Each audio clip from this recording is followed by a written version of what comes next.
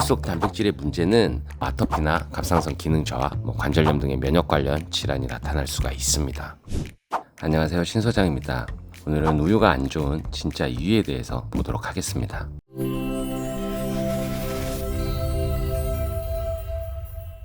최근엔 우유가 안 좋은 식품이라고 아는 분들이 상당히 많은데, 그 이유가 유당이나 호르몬 항생제, GMO 사료, 열처리 등이 있습니다.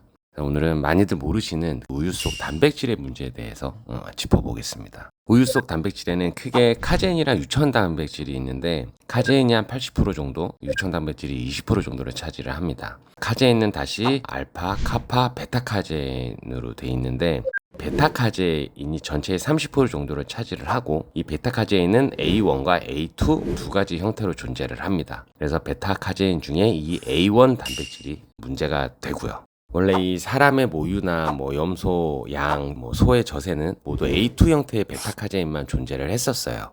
오래전에 북유럽 지역 일부 젖소에서 베타카제인 유전자의 작은 돌연변이가 생기면서 67번째 아미노산이 프롤린에서 히스티딘으로 바뀌게 됩니다. 그래서 기존의 이 A2 베타카제인과는 구조가 다른 A1 베타카제인 단백질 변이가 나타나게 되고요. 이 돌연변이가 왜 나타났는지는 명확하게 밝혀지진 않았는데, 학계에서는 인류가 젖소를 집약적으로 사육하고 번식시키면서 이러한 변이가 생기지 않았을까라는 추측을 하고 있습니다. 그러니까 이 돌연변이는 원래 국지적인 현상이었는데, 산업혁명과 함께 상황이 많이 달라집니다. 산업화 시기에 접어들면서 돌연변이를 지닌 젖소들이 우유 생산량이 많고 체구가 크기 때문에 집중적으로 사육이 되기 시작했고요.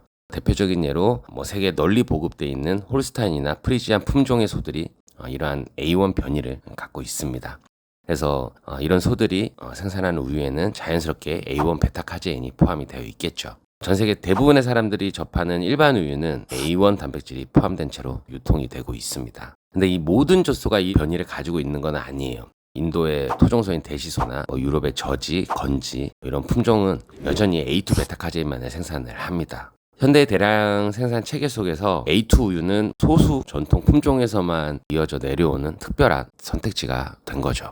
이 A1 단백질의 문제는 베타카소몰핀이라고 하는, 줄여서 BCM7이라고 하는데, 인체에 유해한 단백질을 만들어낸다는 거예요. 그래서 A1과 A2 베타카제인의 차이는 좀 전에 얘기했듯이 67번째 아미노산 하나에서 비롯됩니다. A1 단백질은 히스티딘을, 그리고 A2 단백질은 프롤린을 가지고 있는데, 이 하나 차이가 소화 과정에서 결정적인 역할을 해요.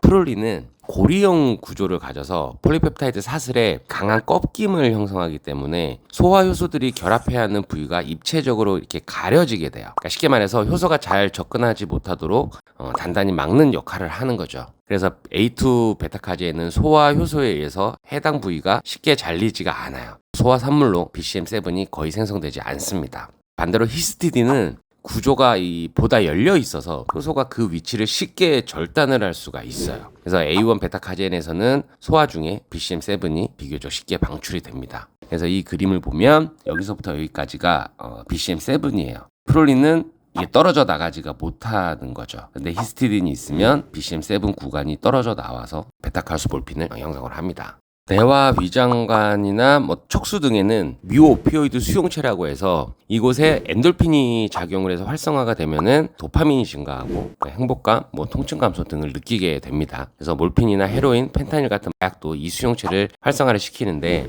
그러면 중독이나 치명적인 부작용을 동반하게 되겠죠. BCM7은 이름 그대로 카제인에서 유래한 모양의 몰핀 유사 펩타이드라는 뜻을 가지고 있어요. 그래서 BCM7은 구조적으로 아편계 펩타이드와 유사해서 체내에서 뮤오피오이드 수용체와 결합을 할 수가 있습니다. BCM7은 소화 과정에서 장벽을 통과하거나 체내 수용체에 작용을 해서 소화기나 면역, 신경계 전반에 영향을 미치게 되고요. BCM7이 장점막에 뮤오피오이드 수용체에 결합을 하면은 장 운동을 지연을 시켜요. 그래서 복부팽만이나 불편감을 유발을 할 수 있습니다. 그리고 동시에 장세포와 세포 사이에 이 결합이 끈끈하게 돼 있어야 분해되지 않는 단백질이나 세균 등이 혈관 속으로 들어가지를 못하는데, 그 타이트 정크션을 느슨하게 만들어서 장누수 증후군을 유발을 해요. 그래서 이렇게 장벽이 느슨해지면은 뭐 소화되지 않은 단백질 조각, 세균성 독소가 혈류로 이제 스며들어서 그 과정에서 염증 유발 물질이 뭐 증가를 하겠죠. 그러니까 면역 반응이 일어나서 뭐 아토피나 갑상선 기능 저하, 뭐 관절염 등의 면역 관련 질환이 나타날 수가 있습니다. 그리고 이 BCM7은 혈류를 타고 이렇게 전신을 순환을 하는데 이 혈액 내장벽을 통과를 해요. 뇌에는 몸속에서 이제 독소가 올라오지 못하도록 이 장벽이 있는데 그걸 혈액 내 장벽 BBB라고 합니다. 근데 BCM7은 이 BBB를 통과해서 뇌 조직에도 쉽게 도달을 할 수가 있습니다. 그리고 뿐만 아니라 장에서 발생한 염증성 신호가 미주신경 등을 통해서 뇌 기능에 간접적으로 영향을 주는 경우도 있습니다.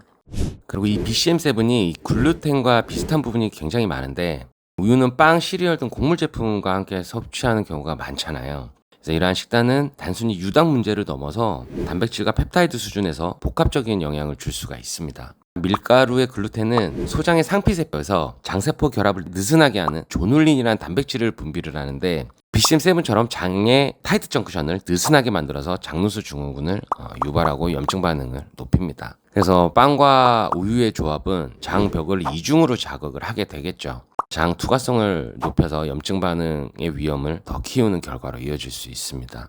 그리고 글루텐 또한 미오피오이드 수용체와 결합해서 장의 염증을 일으키고요. 내신경에 작용해서 신경학적 병변을 유발합니다. 이렇게 여러 부분에서 글루텐과 BCM7은 많이 닮아 있습니다. 우유의 BCM7에 관해서 알아봤는데 BCM7은 품종의 문제이기 때문에 유기농으로 키운다고 아니면 뭐 목초를 먹여서 키운다고 해결되는 게 아니에요. 그래서 우리나라는 유기농 목초로 키우는 소가 뭐 거의 없기도 하고 그리고 A2 분유나 A2 우유가 유통되고는 있는데 우유의 문제가 단백질만 있는 게 아니라 뭐 항생제, 뭐 GMO 사료 여전히 많은 문제를 안고 있습니다. 그래도 뭐 꼭 드셔야겠다는 분들은 아시고 드시면 되겠습니다. 오늘 이렇게 우유에 대해서 알아봤습니다. 먹는 것이 틀리면 약이 소용이 없고 먹는 것이 옳으면 약이 필요가 없습니다. 감사합니다.